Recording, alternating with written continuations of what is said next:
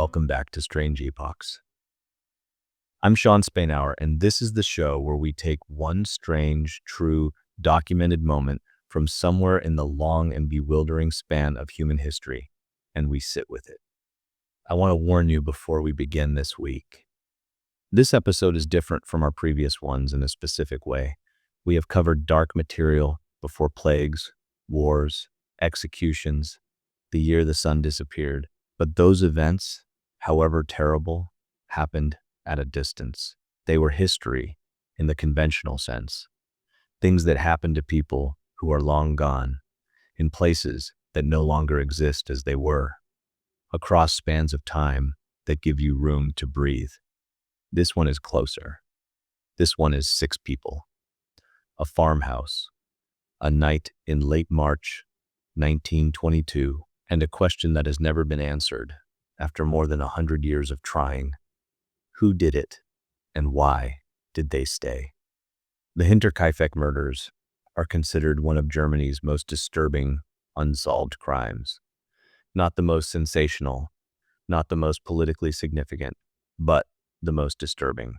The case has that specific quality of wrongness that the best horror writers spend their whole careers trying to create and almost never achieve the sense that something deeply, fundamentally out of order happened in an ordinary place, among ordinary people going about their ordinary lives, and that whatever it was has never been explained or contained or made sense of. This is a real case. These were real people. I will try to treat both with the seriousness they deserve. New episodes every Tuesday at 5 in the morning. Sources are always in the episode description. Let's begin. Bavaria, Germany. April 4th, 1922, mid-morning. A group of neighbors is walking up the path toward the Hinterkaifeck farmstead. They have been worried for days. The Gruber family has not been seen since the end of March. Little Cecilia, the 7-year-old, has missed school 3 days in a row without any message from her parents. The family did not come to church on Sunday, and Victoria, the daughter, is a member of the choir. Mail has been accumulating at the post office. And yet, and this is the detail that has been nagging at them, the farm has not been entirely quiet. Smoke has been rising from the chimney. The livestock have been fed and watered. Someone has been there. The neighbor who leads the group is Lorenz Schlittenbauer. He has his own complicated history with this family he was once involved with. Victoria is believed by some to be the father of her young son Joseph, but whatever the complications of their relationship, he is here now because 4 days without a word from a family, in a place this isolated, means something is wrong. He opens the door to the barn. The barn smells of hay and livestock and something else. The light inside is dim. He steps in, he looks around, and then he looks down, because the hay on the floor is not lying the way hay lies when it has simply fallen. It has been arranged. It covers something. Inside, beneath a covering of hay, are 4 bodies. Andreas Gruber, 63, his wife Cecilia, 72, their daughter, Victoria Gabriel, 35, and Victoria's 7-year-old daughter, little Cecilia, all killed by blows to the head with a mattock, a farm tool, an agricultural implement, the kind of thing that hangs in any barn in Bavaria. Their own tool. In the house they find 2 more. The new maid, Maria Baumgartner, killed in her bedroom. She had arrived at the farm the previous Friday afternoon, her first day on the job, her last day alive, and in his crib in the living quarters, 2-year-old Joseph, killed where he slept. 6 people, 1 night, all dead. But it is not the deaths alone that make Hinterkaifeck what it is everything else. The footprints in the snow that led to the farm from the forest and did not lead back out. The strange newspaper that no one in the household had bought. The sounds in the attic that the previous maid had heard for weeks before she quit, convinced the house was haunted. the family's keys that had gone missing, and the smoke from the chimney, the fed livestock. The calendar page turned to April 1st, the food that had been eaten from the kitchen. Someone stayed, after the murders, for days, living in the house with the bodies in the barn. The case has never been solved. Act 1. The farm and the family. To understand Hinterkaifeck, you have to understand the place and the people, because this is not a case that arrives out of nowhere. It grows out of a specific human landscape, a specific set of relationships and histories and tensions that matter to what happened, even if we will never know exactly how. The Hinterkaifeck farmstead was located in the Bavarian countryside, roughly 70 kilometers north of Munich, in a region of small towns, agricultural land, and dense forest. The name itself tells you something. Hinter means behind in German, and the farm was indeed behind and beyond the small hamlet of Kaifeck, isolated at the edge of the woods, connected to the nearest road by a dirt track. It was not remote by Siberian standards, but it was isolated in the specific way of small Bavarian farms in the 1920s, close enough to the nearest village that you knew your neighbors by name, far enough away that what happened behind your doors was your own business. The farm had been owned by the Gruber family for decades. It was a working agricultural property: cattle, some crops, the daily labor of Bavarian small farming in the early 1920s. It was not a prosperous farm, but it was functional. The kind of place where the rhythms of the day were set by the animals and the land, where the work was physical and continuous, and where the household operated largely apart from the social life of the nearby village. The isolation was not unusual for a farm of this kind. What was unusual, by the account of everyone who knew the family, was the specific atmosphere of the Gruber household: a heaviness, a tendency to keep to themselves even by the standards of rural Bavaria, a family that had reasons to prefer its own company to that of neighbors who knew its history. The patriarch in 1922 was Andreas Gruber, 63 years old, described by neighbors as a hard man, stern, stubborn, not given to warmth. His wife Cecilia was 72, quiet and largely deferential to her husband. They had a daughter, Victoria Gabriel, 35, who was a widow. Her husband had died during the First World War, leaving her at the farm with her children and her parents. Her daughter Cecilia was 7. Her son Joseph was 2. The family had its shadows. 7 years before the murders, in 1915, Andreas and Victoria had been convicted of incest. The charge had been reported to authorities through an anonymous complaint. Who made it and why remains unknown, though the possibilities in a community that small are limited. Both were found guilty. Andreas served a year in prison. Victoria served a shorter sentence. The conviction was a matter of public record in a community where such things were known and remembered, and it shaped how the family was perceived as people with something to hide, as a household with a specific and heavy kind of darkness in its history. There were questions about the paternity of Josef, the 2-year-old. Some believed he was Lorenz Schlittenbauer's son. Schlittenbauer had been involved with Victoria and had at one point been expected to marry her. Others believed, more darkly, that Josef might be Andreas's. The ambiguity was the kind that a small, close-knit Bavarian community would have carried for years without resolving, a weight of unspoken knowledge and half-knowledge that attached itself to the Gruber family and kept them at a slight remove from the social life of the village. The incest conviction of 1915 sits at the center of everything about the Gruber family, even if it sits there quietly. It is the fact that explains the isolation, the wariness of authorities, the specific quality of how the family existed in relation to their community. It was not forgotten. It could not be forgotten in a small Bavarian village where everyone knew everyone and where the trial had been public. Victoria and her father had both served time. The circumstances of Joseph's birth, who his father was, were a matter of unresolved local speculation. None of this made the Grubers outcasts in any formal sense. They still went to church. They still traded at the local markets. Victoria was still a member of the church choir. But they carried the weight of it, and it shaped the household in ways that would become relevant to everything that followed. The previous maid had left in the autumn of 1921, months before the murders. Her reason, as it filtered through the neighborhood, the house felt wrong. She had heard noises from the attic footsteps, she said, coming from above her room at night. She had told Victoria about them. She had told others. She left because she was afraid. And she described the farm as haunted, which was how rural Bavaria in the 1920s processed the experience of being frightened in a house and not knowing why. The farm was without a maid for several months.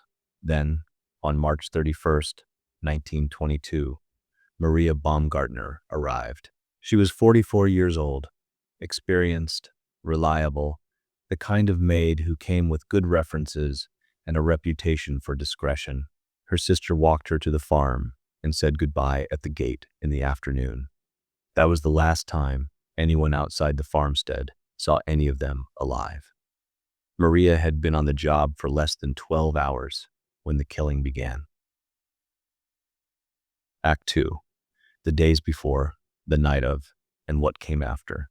The weeks before the murders are, in retrospect, full of signs that were not read as signs at the time. Or rather, some of them were read as signs, and the person who read them most clearly chose not to act. In March of 1922, Andreas Gruber found a newspaper on the farm that he had not bought and could not account for. It had come from Munich. No one in the family subscribed to it. No one in the immediate vicinity subscribed to it.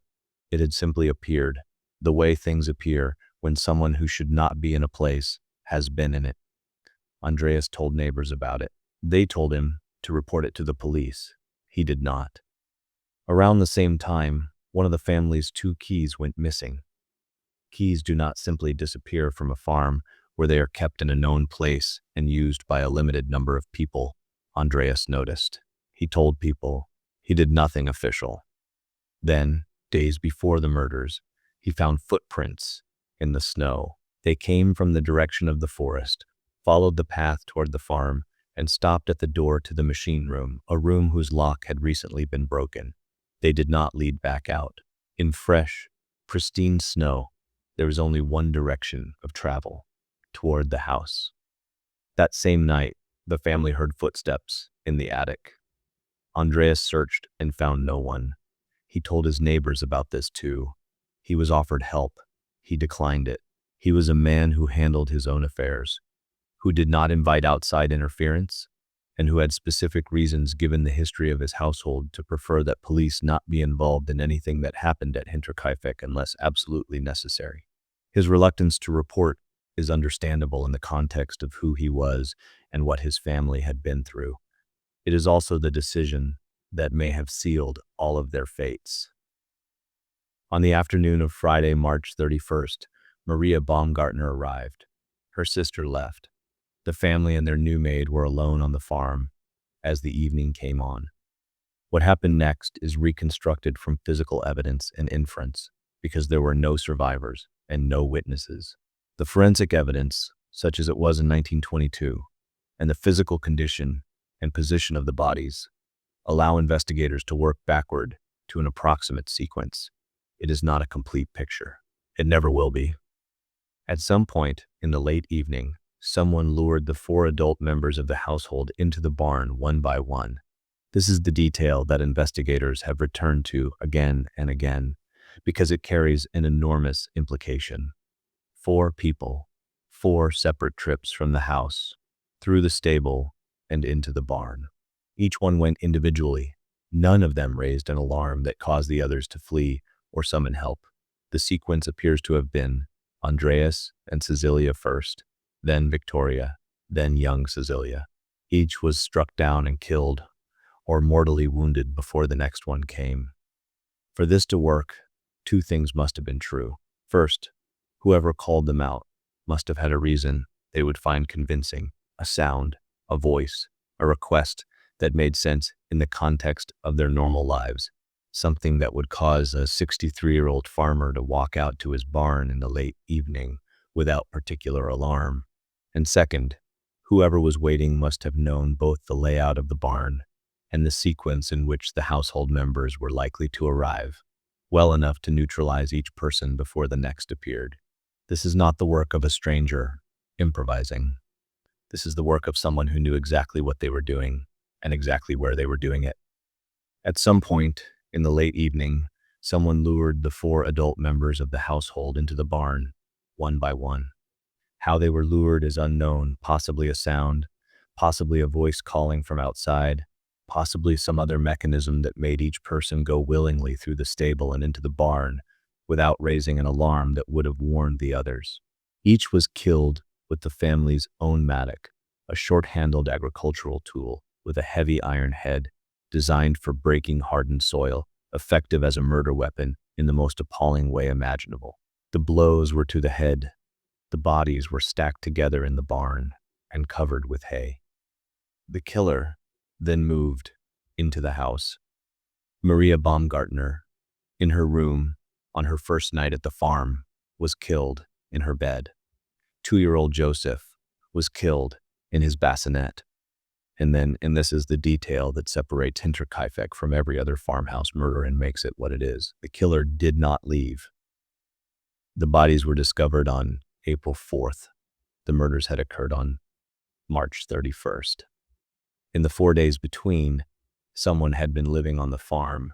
The livestock were fed and watered across those days, a task that requires knowledge of which animals need what and where the feed is kept. Food was eaten from the kitchen.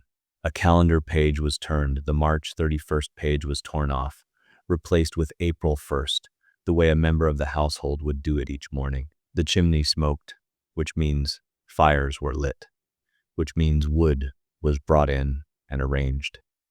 Think carefully about what those 4 days required. The farm had animals, cattle, likely horses, the ordinary livestock of a working Bavarian farm. Animals need feeding twice a day. They need water. They need the particular attentiveness of someone who knows their individual needs and temperaments. Whoever was on the farm after the murders either knew how to care for these animals or learned quickly enough to keep them alive and functional for 4 days. The neighbors who eventually arrived on April 4th noted that the livestock were healthy and attended to. This was not the work of someone who had blundered into the farm, panicked, and fled. This was the work of someone who stayed deliberately and managed the household with something approaching competence. The kitchen evidence was, if anything, more unsettling. Food had been eaten. The cooking fire had been used. Someone had sat at the table in that farmhouse and consumed a meal while 6 bodies lay in the barn a short distance away. Whether this represents the deliberate coldness of a person for whom the murders were a planned and managed act, or whether it represents some other psychology entirely, dissociation, necessity, something harder to name, is impossible to determine. But it is a detail that is lodged in the imagination of everyone who has studied the case, because it speaks to a specific quality of whoever stayed, an ability or a willingness to continue living in that space, as if living there were possible. Whoever killed 6 people on the night of March 31st then stayed, sleeping somewhere in that house or its outbuildings, moving through the spaces where those people had lived, performing the daily rhythms of farm life among the bodies of the family he had just destroyed for 4 days. The neighbors who arrived on April 4th did not find a house of evident horror. They found a farm that appeared, from the outside, to be functioning. It was only when they opened the barn that the reality became clear. When Inspector Jord Ringgruber arrived from Munich later that day, he found a crime scene that had been thoroughly contaminated. Dozens of neighbors had walked through the farm before the police arrived. The body positions had been disturbed. People had touched things, moved things, the way people do when they are in shock, and have no forensic training and no understanding yet of what they are looking at. By the time any systematic investigation was possible, the physical evidence of who had been where and when had been significantly compromised. The investigation proceeded under enormous disadvantage from the beginning. Georg Ringgruber, the lead inspector from Munich, arrived to find that the news of the discovery had spread rapidly through the surrounding villages, and that by the time he reached the farm, it had been treated less as a crime scene than as a community event. Neighbors had walked through the barn. They had touched the bodies. They had moved through the house. The curiosity that draws people toward terrible things had done what it always does to forensic evidence: degraded it, contaminated it, made it unreliable in ways that could not be fully accounted for. In 1922, forensic science was still in its infancy.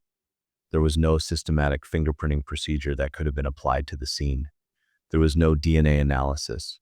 There were no security cameras, no digital records, no electronic footprint of any kind to work backward from. The investigation relied on physical evidence, witness testimony, and the kind of investigative instinct and local knowledge that experienced detectives bring to a case when harder tools are unavailable. Over 100 people were interviewed in the months and years following the murders. The investigation generated thousands of pages of documentation. No arrest was ever made. The file was never formally closed. The investigation, beginning in that contaminated condition, lasted months and produced suspects, but no arrest and no conviction. The victims' severed heads were sent to Munich for analysis and subsequently lost during the chaos of the Second World War. Over 100 suspects were interviewed over the years. No one was ever charged. There was, however, one detail from the medical examination that the investigators of 1922 found especially difficult to set down in their reports without a specific kind of language failing them. Young Cecilia, the 7-year-old, had not died immediately. She had survived the initial blow. She had been lying in the barn for hours. Investigators established this from the condition of her injuries and the evidence of what she had done in those hours. She had torn out clumps of her own hair. She died there, in the dark, in the barn, beside her family, while someone else moved through the house above. Act 3. The suspects, the theories, and what remains. The investigation into the Hinterkaifeck murders generated over 100 suspects over the decades, including a formal re-examination of the case in 2007 by students at the German Police Academy who applied modern criminological methods to the original evidence. Their conclusion, widely reported at the time, was that they believed they knew who the killer was, but would not reveal the name because the person's descendants still lived in the area, and naming them without a conviction would cause harm to people who had done nothing wrong. Whether this claim is credible, or whether it is the kind of thing that gets said when investigators have a strong theory but insufficient evidence, is itself one of the unresolved questions of the case. The main suspects over the decades have fallen into several categories, each with their own logic and their own gaps. The first and most persistent is Lorenz Schlittenbauer, the neighbor who found the bodies. Schlittenbauer had motive in abundance. He had been involved with Victoria. He had reason to believe he was the father of Joseph, which created financial obligations he had been resisting. He had a complicated and acrimonious history with the Gruber family, and the discovery that Andreas was widely believed to have abused his own daughter, a belief reinforced by the incest conviction, would have given a man of certain temperament reasons for a rage that went beyond the merely financial. Schlittenbauer behaved in ways that investigators found both suspicious and ambiguous. In the days immediately following the discovery, he was notably active at the crime scene, more active, more directive than a neighbor who had simply found a tragedy would necessarily be. He moved bodies. He gave instructions to the other men present about what to do. He seemed, to some of the investigators who spoke with him later, to know the layout of the farm and the condition of the barn with a specificity that struck them as notable. Against Schlittenbauer, as suspect, he later sued and won multiple civil defamation cases against people who publicly called him the murderer. He cooperated with investigators, and the fact that he led the group that found the bodies does not, in itself, constitute evidence killers return to crime scenes, but so do innocent people who are deeply invested in the outcome of the investigation. He died in 1941 without ever being charged. Before his death, he was reported to have made a comment about the frozen ground at the farmstead at the time of the murders that suggested intimate knowledge of the conditions on the night. Whether this was the knowledge of a killer or the knowledge of a neighbor who knew the land, investigators could not determine. Before we go through the specific suspects, it is worth pausing on the broader context of Bavaria in 1922 because it shapes the range of possibilities in ways that are sometimes overlooked when the case is discussed purely as a local crime. The Weimar Republic was in serious political and economic distress. The First World War had ended 4 years earlier, and its aftermath had left Germany humiliated, economically devastated, and politically unstable. Inflation was accelerating toward what would become the hyperinflation of 1923. Veterans who had survived the trenches were returning to a country that had no framework for absorbing them. The political climate, in Bavaria specifically, was violent and polarized in ways that would, within a decade, produce the Third Reich. Munich was where the Nazi Party was based. The Beer Hall Putsch, Hitler's attempted coup, would happen in November of 1923, less than 2 years after the murders. This was a society operating under considerable pressure, in which the normal mechanisms of social order were strained, and in which organized violence was more available and more normalized than it would be in a stable political environment. The second major category of suspect involves individuals connected to the far-right paramilitary movements that were active in Bavaria in the early 1920s. The Weimar Republic was in crisis. The Nazi Party was in its earliest, most violent phase, based in Munich, organizing and fighting in the streets of Bavaria. The Freikorps irregular paramilitary units, made up largely of embittered veterans of the First World War, were active across Germany, engaging in political violence and intimidation.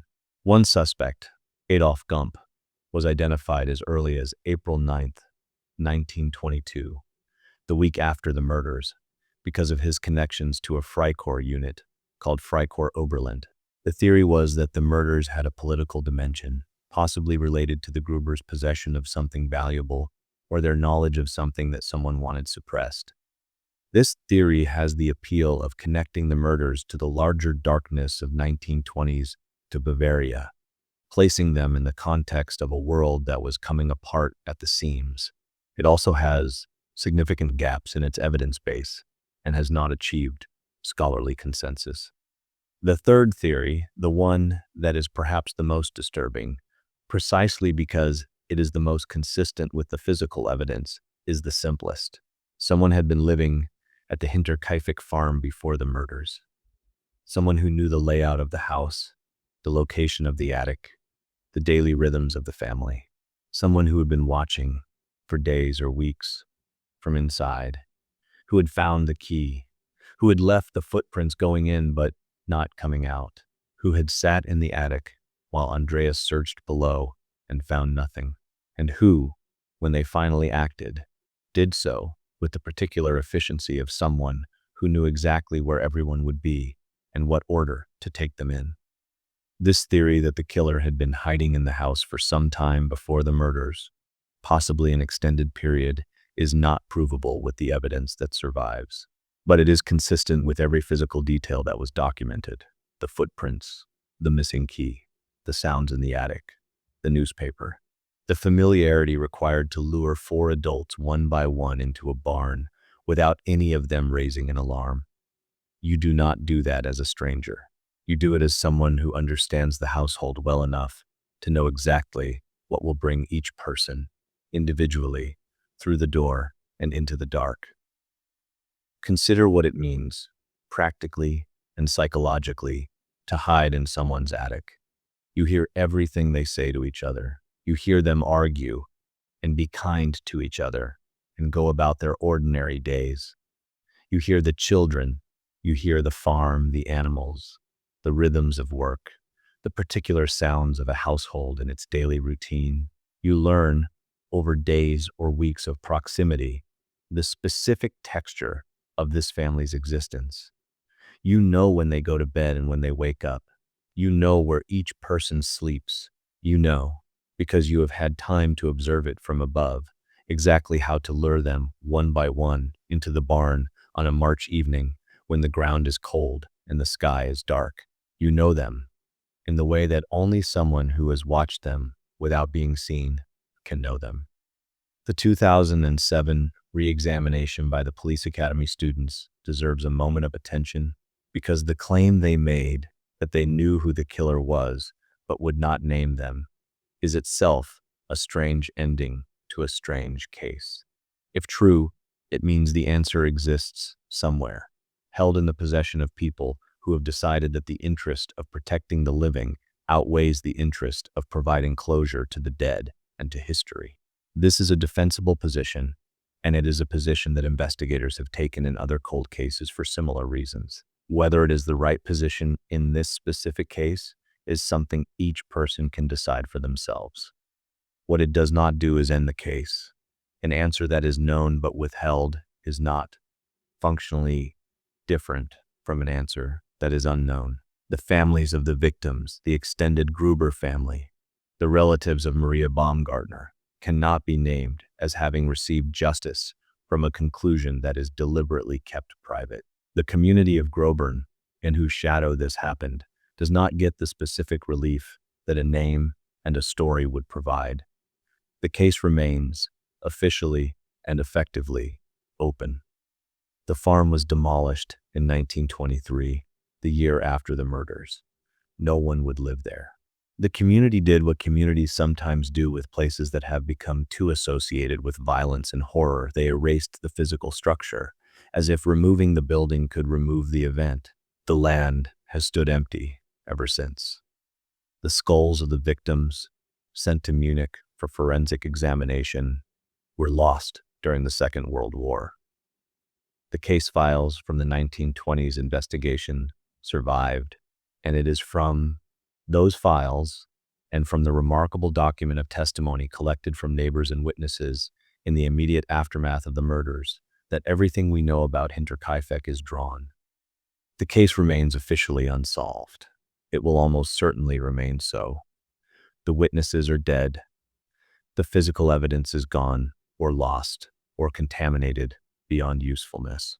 The perpetrator, whoever they were, died without confessing, carrying whatever they knew into the earth with them. What stays with me about Hinterkaifeck is not the violence itself, though the violence is genuinely terrible. It is the specific texture of the days before, the footprints in the snow that led in and did not lead out, the newspaper that had no explanation, the sounds in the attic in the night, the previous maid who left because something felt wrong and who was right, and Andreas Gruber, who knew something was wrong and who told his neighbors about it and who declined, for reasons that seemed sensible from the inside of his specific life, to call the police. He was not a fool. He was not naive. He was a man who had learned through his own experience that involving authorities in the affairs of his household had costs. The incest conviction had happened because someone reported the family to the police. A police investigation had entered his home and removed him and his daughter from it and put them both in prison. That experience teaches a lesson, and the lesson is, whatever you think is wrong at your farm, handle it yourself. Do not invite the machinery of the state onto your property unless you are prepared for everything it might find and everything it might cost you. That lesson, taught by the most searing experience of his adult life, may have been the thing that killed him. Not stupidity, not recklessness, the specific, earned wariness of a man who had been burned before by doing exactly what he was now being advised to do. The tragedy of Andreas Gruber is not that he was careless. It is that he was careful in precisely the wrong way, at precisely the wrong moment, with a threat that his past experience had given him no tools to recognize for what it was. He was not a fool. He was not naive. He was a man who had learned, through his own experience, that involving authorities in the affairs of his household had costs. The incest conviction, the neighborhood knowledge, the things that a police investigation stirs up and makes public. He weighed those costs against the strangeness of a newspaper and footprints in the snow and sounds in the attic, and he decided the costs were not worth it. He was wrong.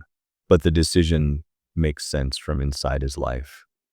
That is the kind of tragedy that does not resolve cleanly into lesson or warning. It just is what it is. The local pastor wrote in his diary on April 1st, 1923, exactly 1 year after the bodies were discovered, the shadow of Hinterkaifeck hangs over this community like a shroud. The children have nightmares. The adults lock their doors. No one walks alone after dark. There is something I want to say about the children before we close, because they are the part of this case that is easiest to move past quickly and the part that deserves the most attention. Joseph was 2 years old, killed in his crib. Cecilia was 7 years old. She survived the initial attack and lived for hours in the dark barn beside the bodies of her family. She did not know what had happened to the others. She did not know that her mother and grandparents were dead. She did not know that the person who had done this was still somewhere in the vicinity, going about the business of feeding the livestock and turning the calendar page. She was 7 years old and injured and alone in the dark, and she tore out her own hair while she waited in the only way that a 7-year-old can wait, without understanding, without any concept of what was happening or what would come next. She died there. When I think about Hinterkaifeck, I think about her. Not the mystery, not the suspects, not the question of who stayed in the house or why. I think about 7 years old and alone, and the dark and the cold of a Bavarian barn at the end of March. And I think about the fact that whoever did this knew she was there and stayed anyway, and ate a meal in the kitchen, and fed the cattle, and turned the calendar page. There is no framework that makes that comprehensible. It happened, and it happened to a real child, and 100 years later, there is still no answer for why. That is what an unsolved murder does to a place. Not just the grief, which is real and enormous, but the open question, which cannot be grieved in the same way because it has no ending. It just persists. Someone did this. They were here, in this place that everyone knew, moving through it in the days before and the days after, and no one knew who they were. And then they were gone, and no one ever found them. And the question hangs there still, over that empty field in Bavaria where the farmhouse used to be. That's what Strange Epochs is. Stories that have no clean endings. Moments that history recorded but never quite explained. Events that happened, undeniably happened, and yet still somehow feel impossible. Everything you heard in this episode is real. Every name, every date, every detail drawn from documented historical sources. All of the sources for this episode are listed in the episode description below. I encourage you to look them up. If you enjoyed this episode, please follow Strange Epochs wherever you listen. New episodes drop every Tuesday. And if you want to help the show grow, leaving a review goes a long way. It really does. I'll see you next week. I'm Sean Spainhour.